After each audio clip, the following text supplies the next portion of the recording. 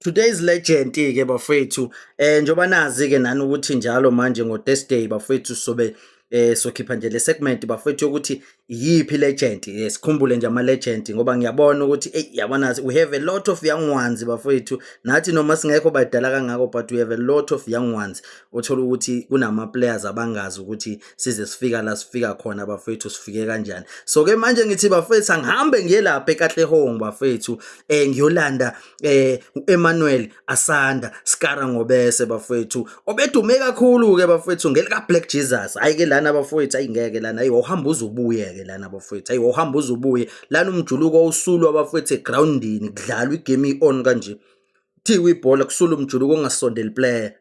bafethu awuskara Ngobese born in Katlehong bafethu ngo 3 mhla 3 June 1980 bafethu this player was a gem and why a player bafethu that the opposition hate to play against wadlala ke laphana kwi Kaizer Chiefs because kuthiwa waba kuma youth rank from 1994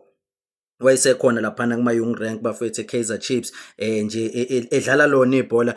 siyamazi ke bafethu siyamazi wapromotwa kuyona i-team i-first team ya Kaizer Chiefs lana ke esambona khona bafethu winner ngisho i-back to back yama titles lapha ne Kaizer Chiefs then futhi wawina nane Coca-Cola kodwa ke nje bafethu ama honors award bafethu they can't explain the type of a player uSkara Ngobese wazi yabona lo muntu was a gem bafethu to play ibhola fethu ubelazi wayidlala leli lasobhuqwini alibona leli lasobhuqwini kodwa yena edlala lapha emagroundini amakhulu enizinto ayizenza bafethu even nanabantu nje ayidlala nabo because udlalile lapha no Shafuli khona lapha na kwi Kaizer Chiefs ibhola bafethu ubelazi kakhulu kuSkara Ngobese ngiyakhumbula nje even nange last game bafethu iChiefs kumele win league izinto ayezenza lapha na uSkara bafethu zazinzima kakhulu le ndoda ke nje uphushe kakhulu bafethu njengoba sibona ke lana ke yabo Emmanuel Skara Ngobese wawina iback to back yama Premier League titles bafethu ne Kaizer Chiefs from 2003 till 2004 2005 and nalapho futhi abaphinde bawina khona iCoca-Cola Cup yabona ukuthi amakhapha nawo ke bafethu ukuthi anjani but nje into akhunjulwa ngayo kakhulu bafethu uSkara Ngobese uyishaya bafethu indoda khona le 10 ayishaya bafethu le ebizwe 360 wayishaya leyo 10 yabona leyo 10 wayivele ishaye athi uma ibheka le ayavela sisula umjuluko yabo vele news ishetha asula umjuluko ibhola lapho ulidonsa ngonyawo ngoba wayino left omuhle kakhulu bafethu uSkara Ngobese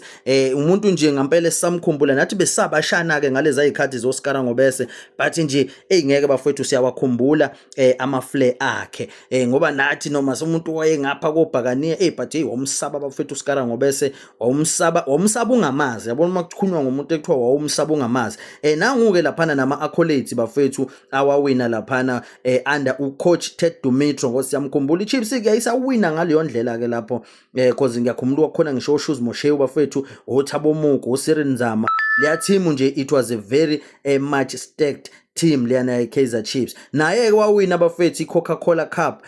fair